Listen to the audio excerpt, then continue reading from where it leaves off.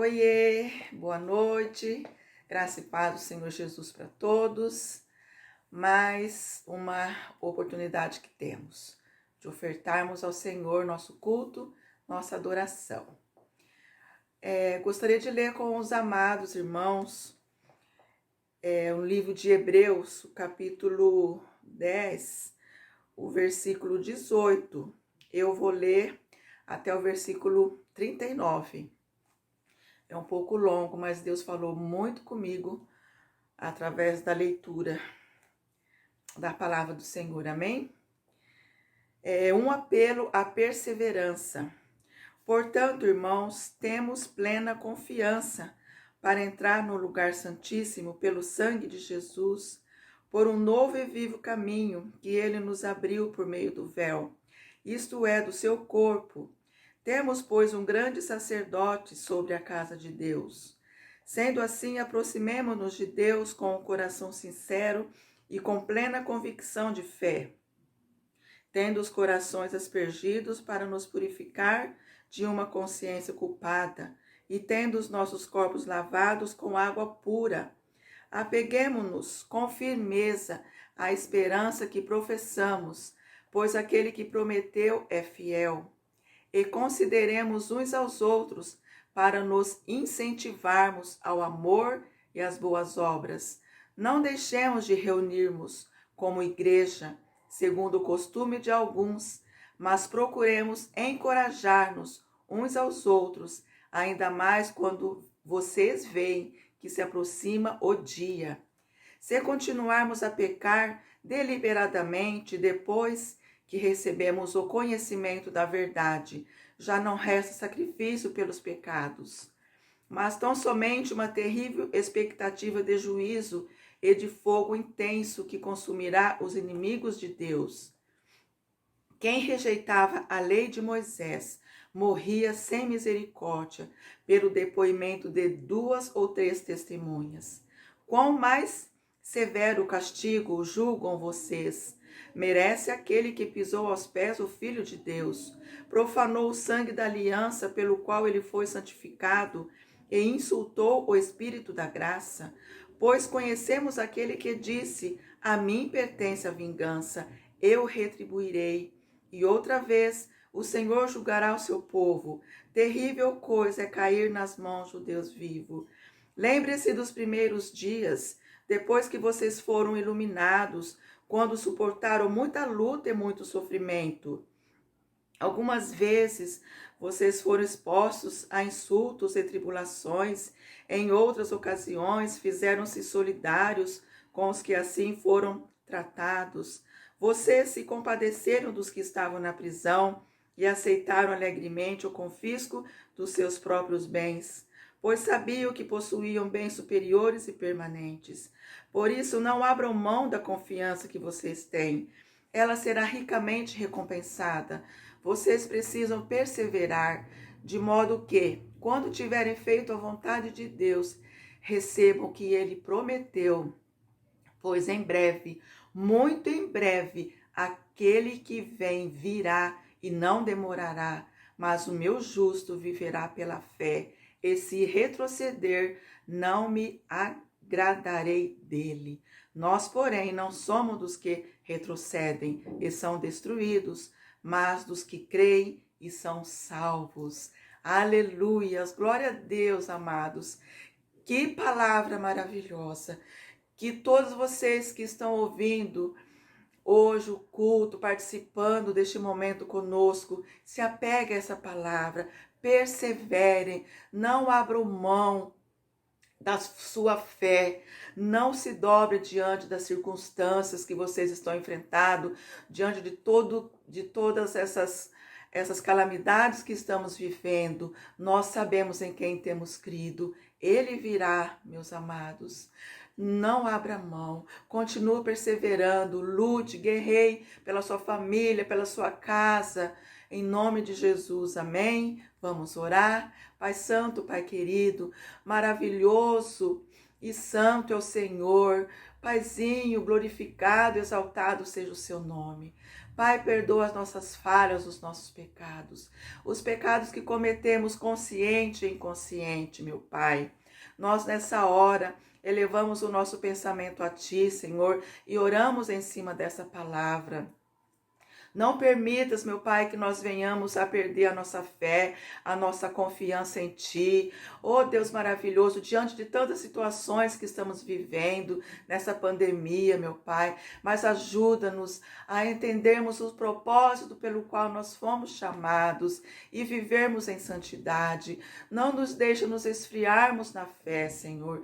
Visita o nosso coração, alcance cada vida neste momento. Eu não sei qual é o momento que eles vão ouvir, Senhor, essas palavras, esses louvores, a ministração da psicóloga Pamela, mas que todos possam ser alcançados por essa palavra, que possamos sermos libertos, Senhor, de tudo aquilo que nos impede de entrarmos no Santo dos Santos e falarmos contigo, termos intimidade profunda com o Senhor, vivermos em santidade, vivermos em novidade de vida, meu Pai. Ajuda-nos, cura a nossa nação, cura, Senhor, a humanidade. Ah, Deus maravilhoso, eu louvo a Ti, eu glorifico a Ti, Senhor, por este tempo, por esse privilégio que temos de cultuarmos a Ti. Em nome de Jesus, meus amores, firmes nas promessas do Senhor Jesus. Tá bom? Até a próxima quarta. Beijo no coração, saudade de todos vocês. É com muito prazer e satisfação que eu venho aqui estar com vocês, compartilhando um pouco de conhecimento, para que eu consiga edificar a sua vida, alcançar o seu lar, a sua casa, o seu coração, principalmente, tá? Me apresentando, para quem não me conhece, eu sou a Pamela Peter Levitz, psicóloga clínica cristã, especialista em atendimento familiar e casais e também suicidóloga, tá certo? Gostaria dessa noite de compartilhar algo muito importante com vocês, algo que vem falando ao meu coração há muito tempo, porque pela a experiência de consultório, eu tenho visto o quanto isso que eu vou dizer para vocês hoje tem sido um grande influencial na má qualidade da convivência dentro de uma casa, tá certo? Então vamos lá. Calar ou falar? Eis a questão, não é mesmo? Às vezes a gente fica na dúvida, mas que hora que eu tenho que falar? Que hora que eu tenho que me calar? Os psicólogos dizem que se eu guardar muito para mim, eu vou ficar doente.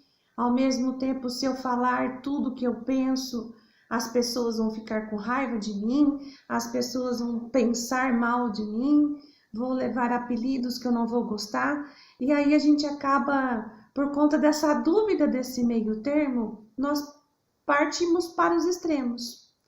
Ou existem pessoas que não falam nada, não se posicionam e acabam sofrendo com isso, né? Em todos os seus relacionamentos, seja entre marido e mulher, pais e filhos, funcionário com chefia e assim por diante. E esse sofrimento de se calar pode trazer sérias consequências emocionais e físicas, inclusive, porque acontece o processo de psicossomatização, que são aquelas famosas doenças que o nosso corpo é acometido sem comprovação médica. Então a pessoa faz milhares de exames, ultrassom, tomografia, exames de sangue, faz aquele check-up e não encontra o foco da doença. Nisso, nós podemos concluir que essa pessoa está somatizando. Então, os problemas emocionais já estão sendo descontados no corpo. E isso traz uma série de consequências para a vida da pessoa, não é mesmo? Por um outro lado, o falar demais traz arrependimento, traz culpa, traz desgosto, perdemos pessoas, perdemos laços importantes, Pessoas podem até mesmo perder os seus empregos por conta de falar demais. E esse falar, pessoal, que nós estamos dialogando aqui, não é o falar em demasia, não é o falar muito, é a qualidade do seu falar. Que isso fique bem claro aqui. O problema não é eu falar, mas é como eu falo. Como são as minhas palavras? Como as minhas palavras alcançam o próximo, ok? Então, primeiro, eu gostaria de compartilhar com vocês uma coisa muito importante, muito interessante, até mesmo antes da gente entrar exatamente nesse conceito do falar. Então, primeiramente, né, Deus criou 3 instituições humanas no mundo. 3. A primeira instituição criada por Deus é o casamento e o lar. Veja bem que interessante. A primeira obra de Deus com os seres humanos foi instituir o casamento e o lar, tá? Nós não vamos ler, mas essa referência está em Gênesis 2, a famosa história de Adão e Eva, a primeira família do mundo, ok? Essa foi a primeira instituição. A segunda instituição colocada por Deus, feita por Deus, é o governo. Então a Bíblia começa a citar essa questão de governos, impérios e reinos a partir de Romanos 13. Então, se você quiser consultar isso na sua Bíblia, você fica à vontade, que se caracteriza na segunda instituição formada por Deus. Então, primeiro é o casamento e o lar, o segundo é o governo e o terceiro, veja bem, porque a ordem das coisas ela é muito importante para o nosso entendimento aqui. E a terceira instituição formada por Deus é a igreja. Então, ela é citada, a igreja, como uma instituição, uma organização, a sua importância em Mateus 16, versículo 18. Tá certo? Então, primeiro, o casamento e o lar. Segundo, o governo. Terceiro, a igreja. E por que essa ordem? Tudo que está escrito na Bíblia tem a sua significância, principalmente quando ela apresenta as coisas em ordem, tá? Normalmente a Bíblia coloca em ordem as prioridades. Então não é novidade para você eu dizer agora que dessas 3 instituições, a mais importante é o lar, o casamento, a sua família. Mas por quê? É uma coisa muito óbvia. A família é a base do governo, a família é a base da igreja. A família influencia o governo, os esquemas de família, as instituições familiares e agora com essa modernidade que estamos vivendo, as diversas formas de família são influências significativas nos governos, não é mesmo? Você deve estar presenciando isso nos noticiários e tudo mais, nos movimentos que têm acontecido em prol dessas famílias diferentes. E, é claro, a igreja, a família é a base da igreja. Se destrói as famílias, destrói a igreja. A igreja, aliás, é composta pela família. Então, sem a família, sem o lar, o casamento, essas 2 outras coisas, elas não acontecem, elas não existem. Então, é por isso que é tão importante a constituição familiar. E olha que interessante, uma curiosidade que eu quero trazer para vocês. A diferença de lar e casa. Você sabia que tem diferença? Você já parou para pensar nisso? Porque muitas vezes a gente ouve alguns livros, a gente lê em alguns livros ou ouve em algumas pessoas dizerem, se referindo à nossa casa como lar, né? Mas o dito popular, a grosso modo, chamamos de casa. Mas existe uma diferença entre essas palavras e eu acho muito importante trazer para vocês aqui hoje. Por quê? Primeiro, a palavra lar, ela vem do latim que significa acende o fogo. Nossa, mas que estranho, por que você está falando isso? Você vai entender, eu vou te explicar. Isso é muito importante, grave bem. A palavra lar, ela vem do latim que significa acende o fogo, certo? A palavra casa também é uma palavra em latim que significa cabana, igual habitação ou conjunto de pessoas. Vê se você concorda comigo e entende a discrepância do significado dessas palavras. Lar, acende o fogo. Parece que é muito mais significativo, mais forte, né? E casa, uma cabana, habitação ou conjunto de pessoas. Então, agora eu quero que até o final desse vídeo você consiga responder para si mesmo. Se você mora em uma casa ou se você mora em um lar. Tô curiosa para saber, tá bom? Escreve aqui nos comentários que eu vou ficar muito feliz em saber. E vamos lá. Qual que é o principal fator e que entra agora em nosso tema, que pode destruir esse lar, destruir essa casa, destruir essa instituição feita por Deus, que é a família? E são várias coisas, né? Traição, discórdias, conflitos e tudo. Mas eu quero focar aqui com você a língua. A língua. Eu quero, neste momento, compartilhar com você o poder da língua.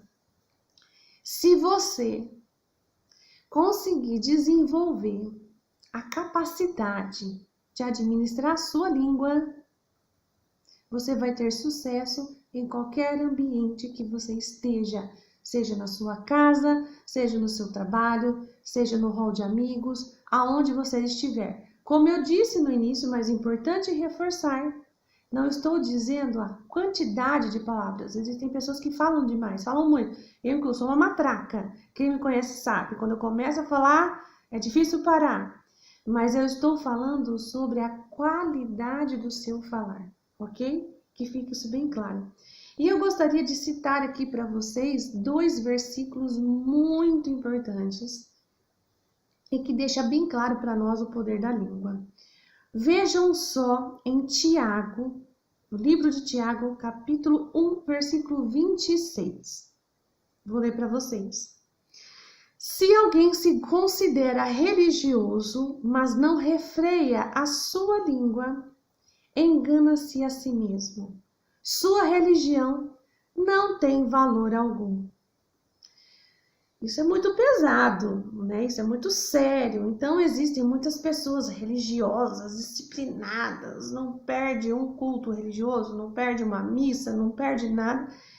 Mas, quando abre a boca, Senhor, todos pedem para fechar. Então, ou seja, não adianta, eu vou abranger esse versículo aqui. Não adianta você ter bens, não adianta você ser bem-sucedido financeiramente, não adianta você ser aquele beato de igreja, socado dentro da igreja, segunda, terça, quarta, quinta, sexta, o braço direito do líder e tal, se você não refreia a sua língua. Isso não é meu, isso está escrito.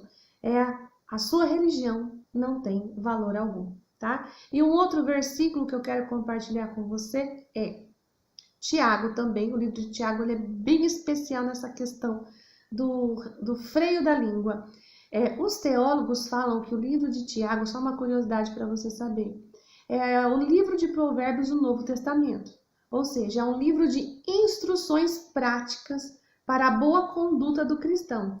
Então, vale muito a pena, fica de tarefinha, você pegar o livro de Tiago e ler ele inteiro. Você não vai se arrepender. E ele é bem curtinho, dá para fazer isso, tá? Então, olha lá, Tiago, capítulo 3, versículo 6. Assim também a língua é um fogo. Lembra o que eu disse do lar? O lar é aquele que acende o fogo. Aqui, nesse pedaço, o versículo está se dirigindo à língua como um fogo. Vamos entender isso. É um mundo de iniquidade, colocado entre membros do nosso corpo, contamina a pessoa por inteiro, incendeia todo o curso de sua vida, sendo ela mesma incendiada pelo inferno. Que direto, não é mesmo? Uma coisa que eu gosto da Bíblia é isso, ela não faz rodeios, ela é direta. Então veja bem, a língua ela tem esse poder de fogo, e eu disse para vocês um pouco antes que a palavra lar vem do latim aonde acende o fogo, ou seja, Esse fogo, ele pode ser de boa qualidade, aquele fogo que aquece, aquele fogo que aconchega, aquele fogo que ilumina, ou aquele fogo que queima e destrói, certo? Então, essa analogia faz muito sentido aqui. Você tem que estar em um lugar onde o seu lar seja um fogo, em que a sua língua acenda esse fogo, mas de uma maneira boa, que edifica, que conforta, que transforma, e não aquela que destrói. Para mim aqui é muito claro que não existe meio termo. A Bíblia é muito clara com isso em quesito da língua. Quando ela diz, da mesma boca procede bênção e maldição. Meus irmãos, não pode ser assim. Ou você tem uma boca que procede bênçãos, ou você tem uma boca que procede maldições. Não existe meio termo. Ah, Pâmela, mas eu só falo essas coisas aí quando eu tô nervosa. Na maior parte do tempo eu digo coisas boas, mas quando eu tô nervosa, sai de baixo. Ninguém me segura. Eu falo o que tenho na cabeça, pronto, acabou. Errado. Esse domínio próprio de frear a própria língua, ele é em qualquer situação. Eu, há muitos anos atrás, graças a Deus já faz um tempo, eu entendia, né? Atribuo isso à imaturidade na fé, que eu tinha que ser sincera. Então eu tinha que falar o que eu pensava mesmo, porque se eu não falasse eu ia ser falsa, e doa quem doer eu vou falar. E atribuía isso a uma personalidade sincera, direta, e fazia isso com muita frequência. Mas conforme o tempo foi passando, eu fui analisando e amadurecendo, não é bem assim, né? Por muitas vezes eu ofendi pessoas, levei um nome de grossa, de sem educação, né? E isso não edificou ninguém, até que eu fui entendendo, estudando, me aperfeiçoando, e que existe esse freio na língua. Então, existem momentos que você tem que se colocar, você tem que se posicionar e dizer o que você está sentindo ali naquela situação. Uma frase muito dita por mim, quem me conhece sabe, ensine como quer ser tratado, e você vai ter que fazer isso com a sua língua, não é mesmo? Então, existe um momento certo. Essa assertividade de entender o momento e colocar ali a sua colocação é muito importante. Exige muita maturidade, mas é algo que você pode alcançar. É só você querer, tá bom? A língua, ela controla todo o corpo, né? A língua, ela tem o poder da vida e da morte. Então, se você domina a sua língua, você domina qualquer coisa. Aqui, ouvindo falar, parece tão fácil dominar a língua, mas a gente sabe que não é. Quantas vezes você disse coisas e, nossa, que eu fui falar? Que boca! Meu Deus! Quantas vezes? Eu já fiz várias. Então, se você exerce essa capacidade de frear a sua língua, o resto é fichinha para você. Olha, vamos refletir comigo. Quantas vezes, né? Já aconteceu comigo algumas vezes, eu achei super legal. Uma pessoa chega para você e fala assim: nossa, eu lembro até hoje o dia que você me disse isso, e aquilo edificou minha vida de tal maneira que eu lembro disso até hoje. Eu nunca mais esqueci o que você falou. Se a pessoa começa a frase falando isso, nossa, sabe o que eu estava pensando esses dias? Menina, eu nunca mais esqueci o que você falou. Já dá um gelo, né? Meu Deus, o que será que foi? Se a pessoa te traz uma coisa boa, ótimo. Então é sinal que aquilo que você falou edificou a pessoa e a pessoa levou para o resto da vida. O duro é quando alguém fala: eu lembro muito bem o que você falou para mim. Aquilo acabou comigo e eu tenho isso na minha cabeça até hoje. Então veja bem a diferença, não é mesmo? E quando você recebe um elogio, não é bom? Não acalenta o coração, a alma? O reconhecimento é muito importante e ele é feito pela língua, não é?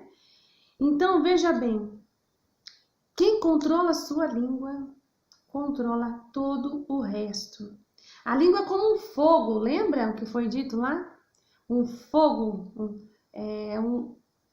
fogo é tão importante, tudo que se coloca no fogo é transformado, né?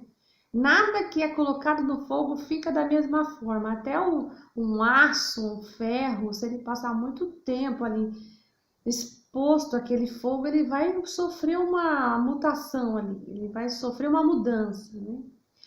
Uma pequena fagulha de fogo é o suficiente para incendiar uma floresta. Então, quando a Bíblia faz essa comparação da língua com o fogo, isso é muito interessante. A língua tem o poder da vida e da morte. Bom, uma coisa que a psicologia traz, e eu acho muito interessante, se chama crenças disfuncionais. Nossa, Pâmela, que nomezão, né? O que significa isso? Às vezes, coisas que você ouviu da língua de alguém, da boca de alguém no seu passado, na sua infância ou na sua juventude, que seja. E você ouviu aquilo, te afetou de uma tal maneira, tão profunda, que você construiu crenças em relação a si mesma, a si mesmo, e são crenças às vezes disfuncionais, aquelas crenças que te limitam, que prejudicam o seu desenvolvimento emocional, pessoal, de trabalho. Então, por exemplo, pode ser que muitas vezes você ouviu durante a sua infância: nossa, como você é burra. É burra. Às vezes até em tom de brincadeira, mas você ouviu. E aí você constrói uma crença inconsciente de que você é burra, de que você não vai aprender nada, de que você não vai conseguir. Isso te acompanha com os anos e todas as vezes que você se deparar em um contexto de aprendizagem, você já vai ter aquele bloqueio: eu sou burra. Eu não vou aprender. Um outro exemplo que eu já presenciei isso na prática. Ai, como você é insuportável. Você é chata. Credo, ninguém gosta de você, ninguém te suporta, pelo amor de Deus. E aí a pessoa, né, isso é um caso que eu tenho, desenvolveu uma crença limitante, disfuncional, de que ela era tão insuportável, de que ela era uma pessoa tão chata, tão impossível de conviver, que ela acredita que ela nunca vai conseguir casar, que ela nunca vai ter um relacionamento legal, um relacionamento com amor, afeto, porque não existe alguém nesse mundo capaz de suportá-la. E aí, todas as vezes que começa um relacionamento, alguém fazer um certo investimento na vida dela, ela já bloqueia a chegada dessa pessoa, porque ela acredita que essa pessoa não vai conseguir suportá-la. Isso é muito sério. Você concorda comigo que isso é muito sério? Nós, porque eu tenho 4 filhos, o que nós dizemos a eles é muito sério. Um dado científico para você aprender é muito importante. A ciência fala que a criança desenvolve o senso de sarcasmo e ironia aproximadamente lá pela idade de 11 e 12 anos. É quando ela consegue discernir uma brincadeira de uma ironia de uma realidade. Isso é muito sério. Nós temos o hábito de brincar com as crianças. E dependendo dessa brincadeira, nós podemos construir uma crença disfuncional nela. Então, por exemplo, um exemplo clássico. Menina, eu vou te matar. Eu não tô aguentando você. Para uma criança de 5, 6 anos, eu vou morrer. O que isso significa? É lógico que essa mãe que está falando isso, ela está falando: eu estou muito nervosa com você, se você não parar de fazer isso, eu vou pegar o chinelo e vou te bater. Mas essa expressão, eu vou te matar, a criança ela leva ao pé da letra. E aí ela carrega com ela isso por uma vida toda. Quando ela se torna adulta, ela até lembra do episódio e entende: não, minha mãe estava brincando, era uma forma de expressão. Mas aquele sentimento que foi causado no ato do trauma acompanha a pessoa para o resto da vida.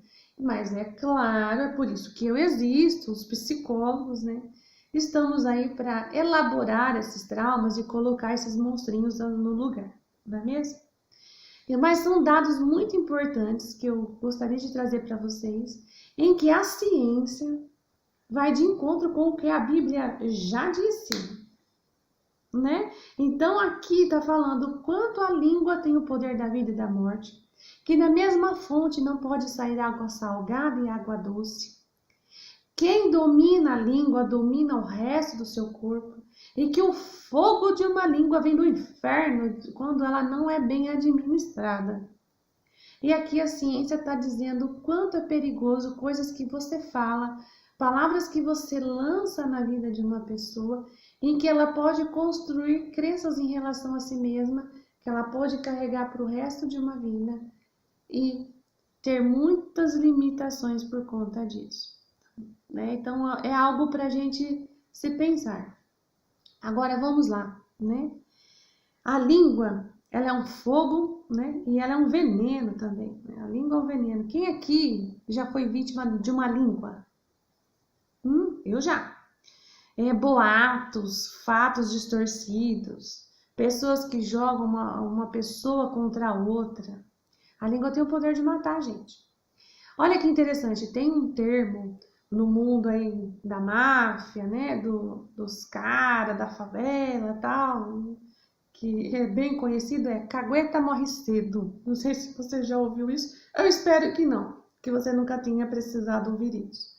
Mas esse termo, cagueta morre cedo, é muito interessante. É usado por essa turma aí, né, que mexe com o crime, em dizer que o que você disser tem o poder de fazer você morrer cedo. Então, assim, até no mundo do crime, né, é usada essa questão da língua para alertar e fazer com que você tenha cuidado naquilo que você fala. Então, isso é muito interessante, muito mesmo. Então, outra coisa que a língua faz e que destrói relacionamentos, destrói lares e destrói empregos, enfim, a mentira. Deus abomina a mentira. Então, como que está sendo essa linguinha aí, hein? Fala para mim.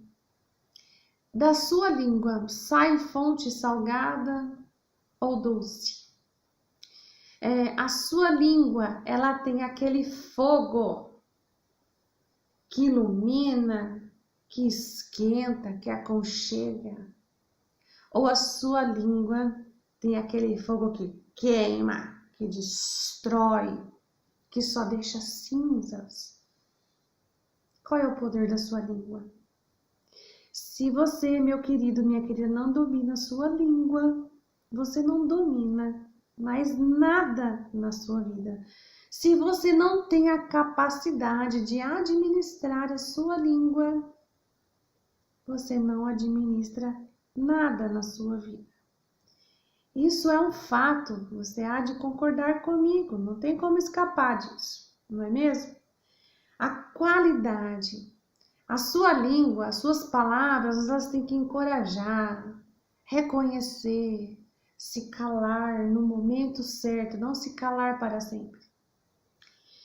E uma parte prática que eu gostaria de compartilhar com vocês aqui, para que vocês aprendam e coloquem em prática no seu dia a dia, para que melhore a qualidade do seu falar, a qualidade do seu posicionamento, para que você consiga sair de uma situação fazendo com que o outro entenda aquilo que você está passando, aquilo que te doeu, sem necessariamente você destruir alguém por causa disso, né?